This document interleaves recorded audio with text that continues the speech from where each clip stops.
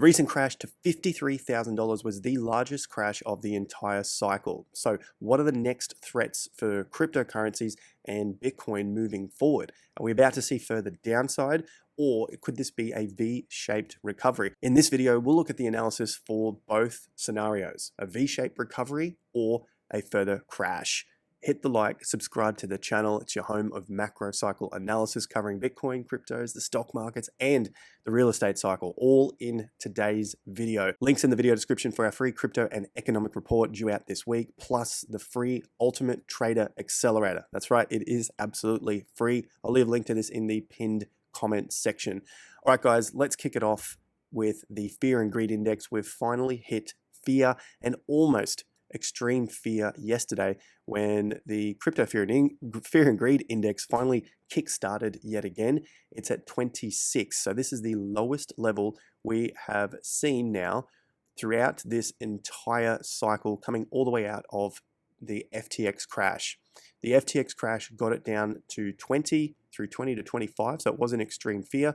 And then as Bitcoin rose out of December 2022, we did not see levels this low. So we hadn't seen fear in the market at these levels. This led my theory of this cycle being one of the least feared bull markets until we were to see any sort of further correction or any sort of further market sentiment correction.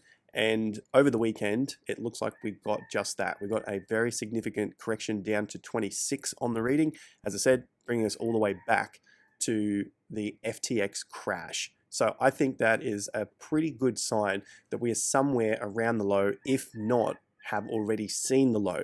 So as I said in the intro, I'm looking at two scenarios here, a potential V-shaped recovery.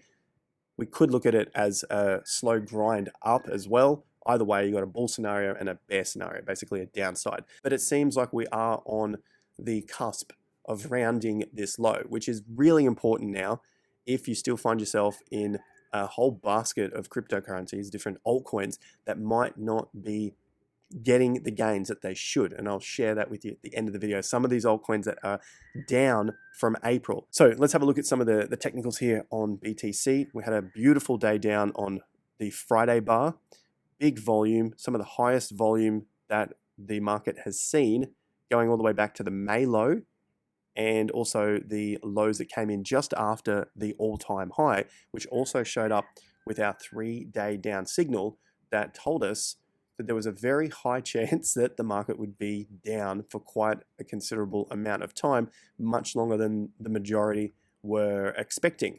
So we've got that now. We're at 27.5% down. And as I talked about in the previous video, a 53K crash, it was basically bracing for some sort of drop into this zone here, and it seems like we got very close to it. You can see right there the low is just slightly above those levels.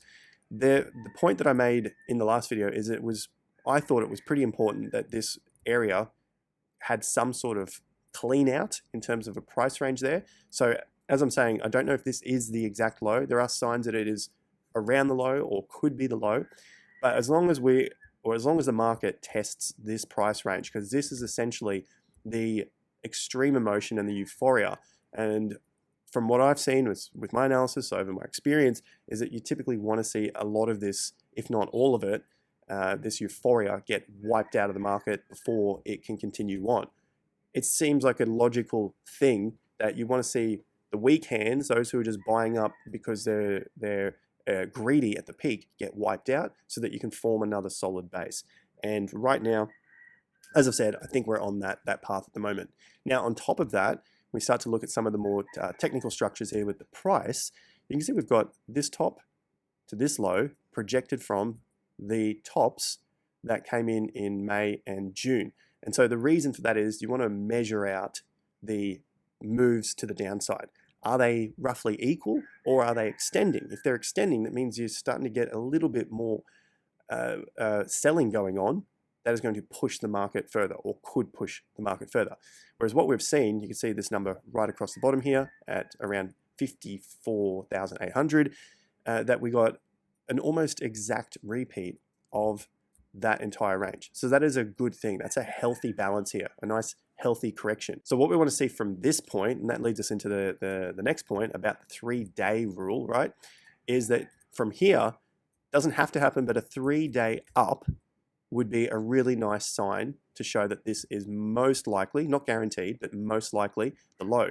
Check out May 1st. You had this day, 1, 2, 3 green days, and 3 higher highs, higher lows, that is, more importantly, not just green or red, but higher highs, higher lows, and that held that low up for a very long time. So this happened to be a very, very important low, and right now we've got to close above that low, which is also important. Now we want to see multiple days that close above it, and you want to hopefully see the 3 days up, and then we can start to look at some other price ranges up here, which I'll get to in a moment. But so far, that signal worked well at the low.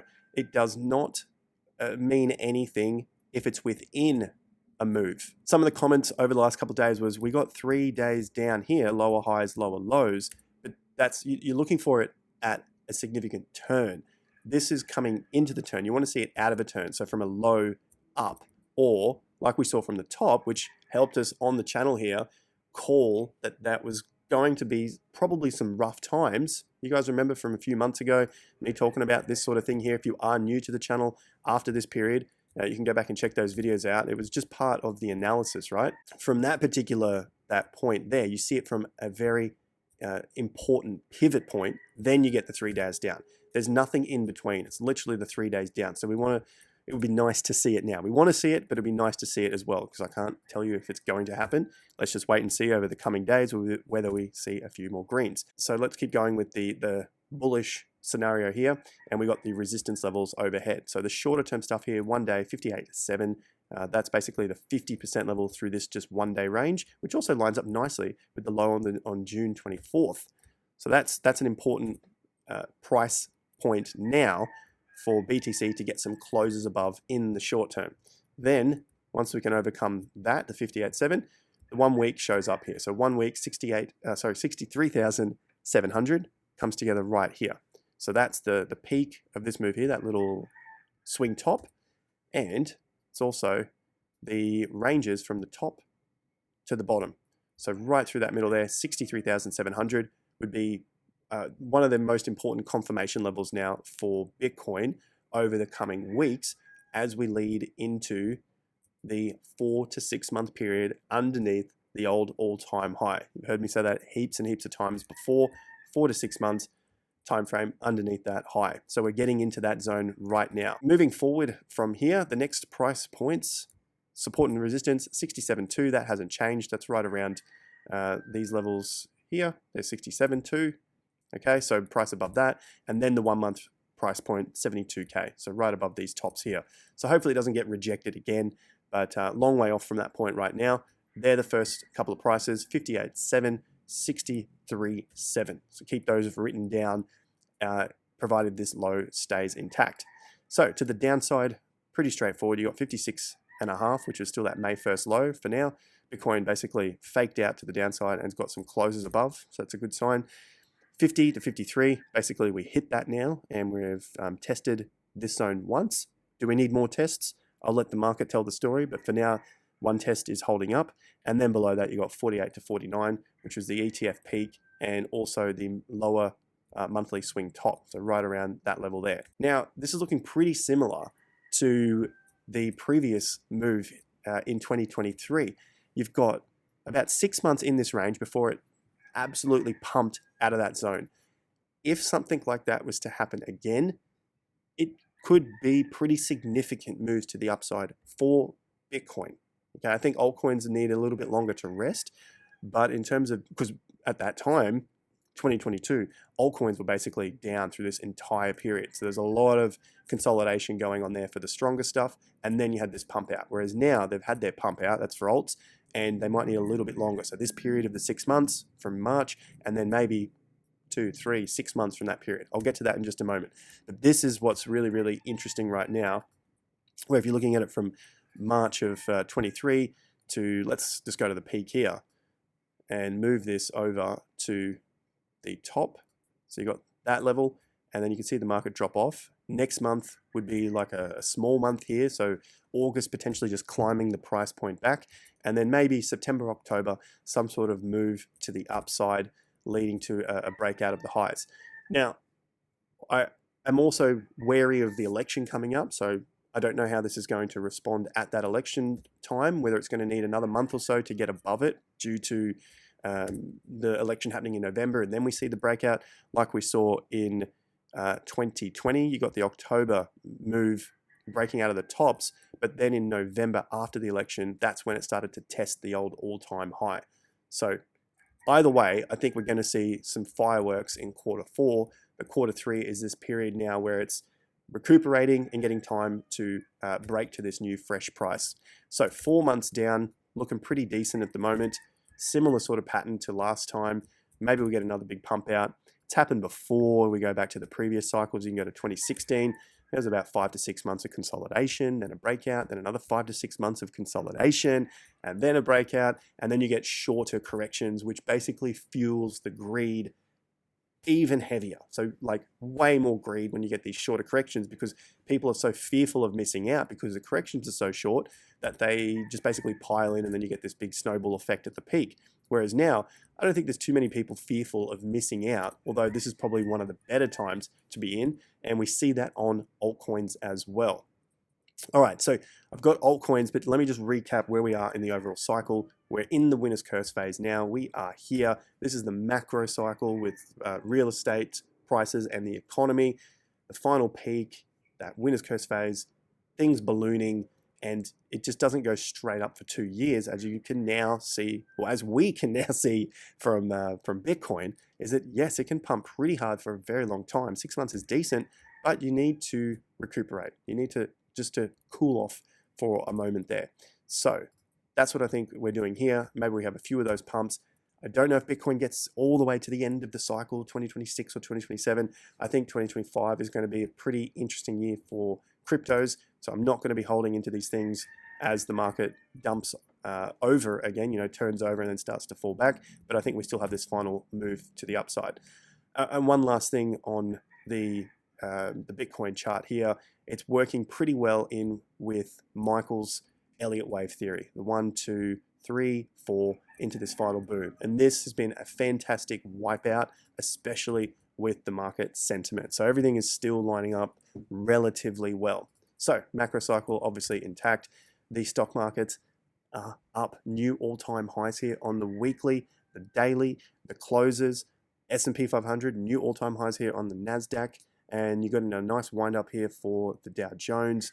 The VIX is still in the bull market zone here, just grinding around. You've got low volatility. Everything is still on track here. You've got the emerging markets. India, new all-time high after new all-time high. This thing has just been pumping to the upside. You have the US dollar breaking back down into the weak area that we've been looking at over the last few months. So a breakdown at the moment, starting to pick up some speed. This will take months, if not years, to play out. I suspect lower prices for the US dollar, so some weakening there as well. And for your other commodities here, gold, one of the highest weekly closes in history, the third highest here, nearly verging on $2,400. And silver closing out the week above the 50% level. So it's second highest close of this rally up, and starting to tackle the collapse of 2011 into 2012. So it looks like it's preparing for that commodities move to the upside. So that leads us on to altcoins and a look here at the short term and the long term for alts, along with the strong and the weak stuff. Now, just a quick recap of the Bitcoin dominance. The dominance here, should this break out of the 50% level, you can see it's just been getting hammered down by the 50% here. A breakout here would destroy most alts, but not all alts. So that's the good news there. A break under here, you're going to see a little bit more of that money flowing to altcoins. So you can see just how important these 50% levels are for anything with a chart, whether it's a dominance chart, whether it's your stock markets charts, whether it's Bitcoin cryptos. The 50% level tells us a lot about the strength and weakness of a market. So keep a lookout here on your dominance chart. Now, if you want to learn more about this, check out TIA Premium. There's a link to this in the video description. Check out any of the specials that we have going on right now and just click on that link. I'll leave it pinned in the comment section as well. Learn about your short-term trading, long-term investing, and your financial freedom there as well for this next stage of the cycle. So dominance looking pretty well in play here, doing what it needs to do to take that energy back from the cryptos. Now we covered the threats for Bitcoin to the downside and then obviously the safe zones to the upside. So this is the stable coins along with all of the altcoins. Now it had a fake out to the downside at the 50% level at the previous tops. So essentially it hit the previous resistance, potentially becoming support here. So the move now is to consolidate above 540 billion, the level that we've been discussing here on the channel based on the 50% levels. The correction to the downside was 35%, so a pretty healthy move here for the altcoins, obviously including stables. The next level's above now, a nice round number of 600 billion, but I'm more interested in that level right there. So that's about 620 billion. The reason for that is there was several tops here and a few lows as well. So to flip that would be your support resistance flip. Getting a support resistance flip, so going from a resistance to a support, much stronger technical position for the market to be in. So until that happens, that is a slight threat to cryptocurrencies.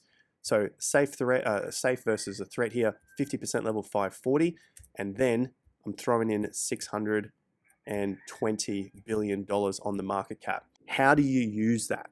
Like, how is this important to our crypto investing or trading? If you start to see some strength come back to this macro chart here, so for the entire index of cryptocurrencies, then you probably have a much better chance that whichever strong alts you found, strong altcoins that you are looking at, maybe invested in, are going to have a better chance of surviving into that next alt season, whether it's 3 months' time, 6 months' time, early next year, which is 6 to 9 months' time. It has a better chance. That's how I would use this if the market continues to consolidate above that 620. Gets rejected here, then probably going to see a bit more blood for altcoins. But if you're in weak altcoins, you're going to see even more blood.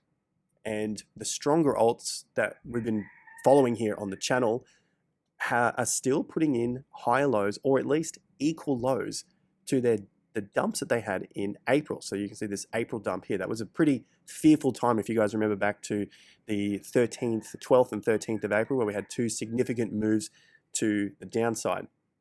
So that is the comparison that I'm using for a lot of alts and also the 50% levels. And another threat is are any alts that are falling back into their previous consolidation range. So you don't want to see your alts fall back into previous zones. As much as people want to see lower prices, there is a difference between a strong lower price and a weak lower price. If it falls back to the same price as it was before, then really it just seems like, well, there's a high chance that it was more like a pump and a dump. But if you're getting a higher low, that potentially means you've got more people holding on to their altcoins than what were holding on to it before, which means there might be something up for another pump to come. Not tomorrow, not next week, not even next month. I don't think it's not going to happen next month. But sometime quarter 4, quarter 1, you'll probably see better signs flowing out around that period for potential pumps. So in terms of the time frames now, let's have a quick look here for the total market cap, excluding stable coins. All right, so you can get access to this with TIA Premium. So there's a link to that in the video description as well. So that's the full membership with all of the course content and weekly live stream updates, plus all of our portfolios, my longer term portfolios, my shorter term portfolios, Michael's trading as well, heaps and heaps of value in TIA Premium. And you can check out the reviews from a lot of our members, a lot of our happy members over there. So the threats now for the total cryptocurrency market cap, excluding stablecoins, is a break and consolidation under the 400 billion. You can see how we've tested it on this monthly. Just keeping it pretty broad here on the monthly chart. There was a test and now bounce above. The next levels to the downside would be 320 billion and then the previous accumulation zone. So the previous accumulation zone is at about 280 billion. So no closes under that level. That would be terrible for the entire crypto space. But it can test these levels and then bounce back above, as we saw over the last couple of days. It can test any of that prices between 280 and about 400 billion, but get the closes back above the 50% level there, about 380 380 to 400 billion. Good looking price targets there for the altcoin market. Tipping point is going to be above these tops. That's at 640 billion, and then the previous tops here at about 680. So if you want a nice round number, call it 700 billion. I think that's going to be a pretty solid tipping point for the next boom to the upside. Now to the new all-time high, just looking at a couple of time frames from the previous cycle. And remember, as we're going through this cycle back, through this current cycle in March, most were thinking this is just going to boom to new all-time highs. It was happening so quick and it was just going to take off. And, you know, it's different to last time. That was the thought process just 4 months ago. And now here we are. So it's crazy how the market sentiment and the ideas change so quickly. Just remember that when we go into this next move. I'm sure there's going to be some sort of peak. There's going to be some reason why it's going to be different this time. Bitcoin price will never go down. Cryptos will never go down. People will hold their crap coins all the way down and then cry about it and why they didn't see it. Just remember, I think it's going to be similar, but not exactly the same. So all-time high, we've got some time frames here. There's 23 months until it broke out of its accumulation zone, or a significant break, right? If we have a look at the next move, it was about 26 months to get to a new all-time high and a tipping point. So 23 months takes us out to November, so quarter 4, that's this first breakout, and then you had another few months until it could break the next extreme levels. So 26 months takes the time frame out to February, so that's why I've got here quarter 1. So now with this correction, it seems a little more likely that it's going to take that next sort of 4 to 7-ish months until we see some really significant breaks. I'm not saying move to the upside. That could happen in the next 2-3 months because we've already had the correction here of 44% top to bottom on the total cryptocurrency market cap here without stables. But the next few months it might climb back here and get back to into the 400 or 500 billions and then mount that attack quarter 4 or quarter 1. We'll keep on top of that. This is the correction now. That leads us over to ETH and some of the strong and weak stuff. Here is the threat zone. So we're looking at the threats being breaks under 50% and the consolidation levels. You don't want to see it break back down to the previous accumulation or consolidation. And finally, the swing lows. You want to continue to see your altcoins put in higher swing lows on the macro here. ETH meets a couple of those criteria points above 50%, above the higher lows, but it's still under this previous consolidation zone before the ETF announcement, and now it's back under. So ideally, above 3,200 is going to be much stronger, and then above 3,400 is going to be stronger again. That's for Ethereum. Now I'm going to explain to you again the purpose of the insurance premium for your altcoins. And I'll do that with Solana. It's been the example that we're using. Here is another strong looking coin at the moment, Casper. Still above higher lows. There is the April low, and it's well above that, and above 50% levels, and above 50% levels, and above previous consolidation, breakouts, consolidation. It's an important one, I think, to watch in case of any sort of breakdowns to fill in this gap here, or this sort of fast move. So for now, it looks all right, but I want to pay more attention to Solana. Now I've got here emotional damage and less emotional. Insurance premium buys you less emotional damage, in my opinion, unless you're a greedy bastard. If you're a greedy bastard and you try to buy all these lows, you get the emotional damage to the downside. Maybe you don't care and you just want to keep losing money. But in terms of the emotional or less emotional damage to the upside, sure, you've had to wait. Maybe you're buying at 160 or 170 instead of 140, but there's going to be less volatility at those prices, typically or generally speaking, right? You can see now, just over these last few days, it doesn't look like much on a chart when you screw it up like this, but the emotional damage on the Thursday, the emotional damage on the Friday, and now the move to the upside, just in a few days, there's a lot of emotional damage, but the price is basically the same as what it was on the April emotional damage and then the May emotional damage. Those were two extreme points, just like on the Bitcoin chart. there is the correction for the alts, and there's Bitcoin's low. All right. For Solana, look at that, it's lower lows. But for Solana, it's basically put in flat lows here. That's the April, that's the May, and now we just had the most emotional period. We know that from this chart, the highest fear, and now it's put in just a slightly higher low.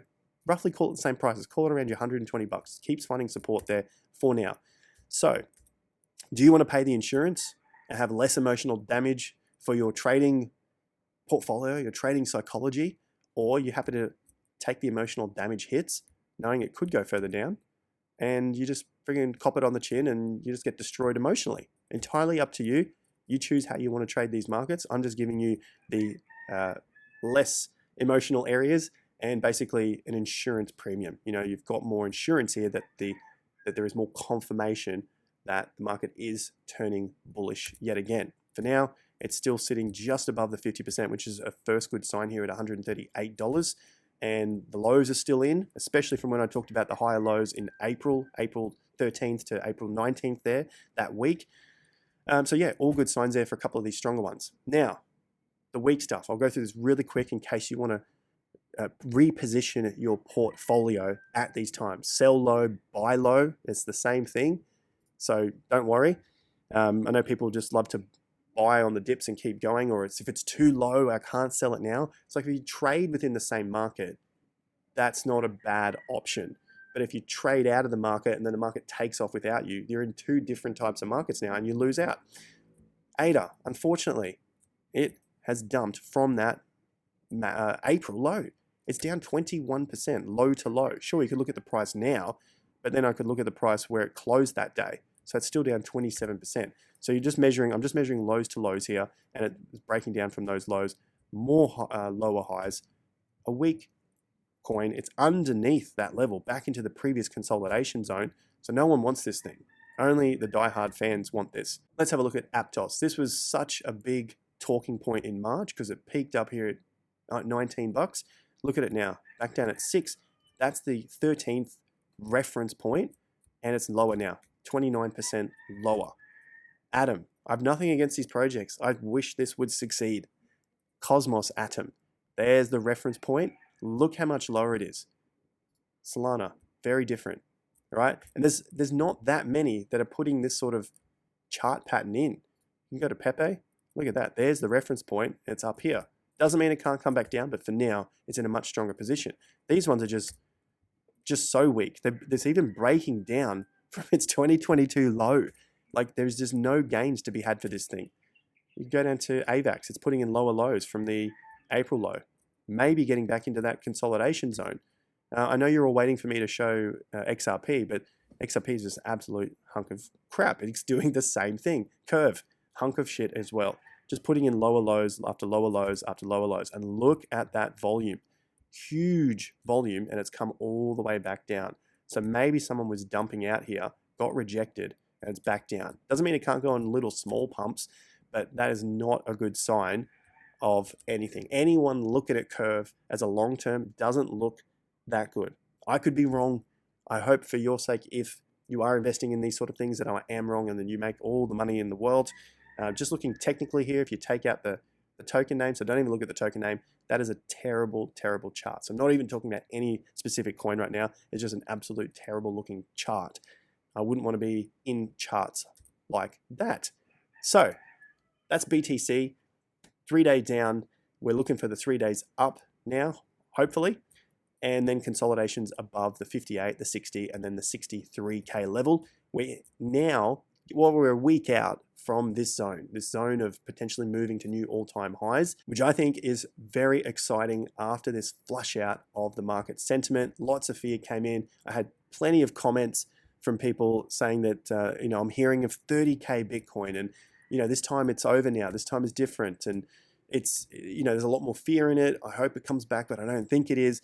That was what the market was waiting for, in my opinion. I'll leave it up to you. Comments, let me know. Pinned comment down below. I'll see you at the next video in a couple of days' time after I travel to the surf island that I'm going to. But until then, take care and peace out.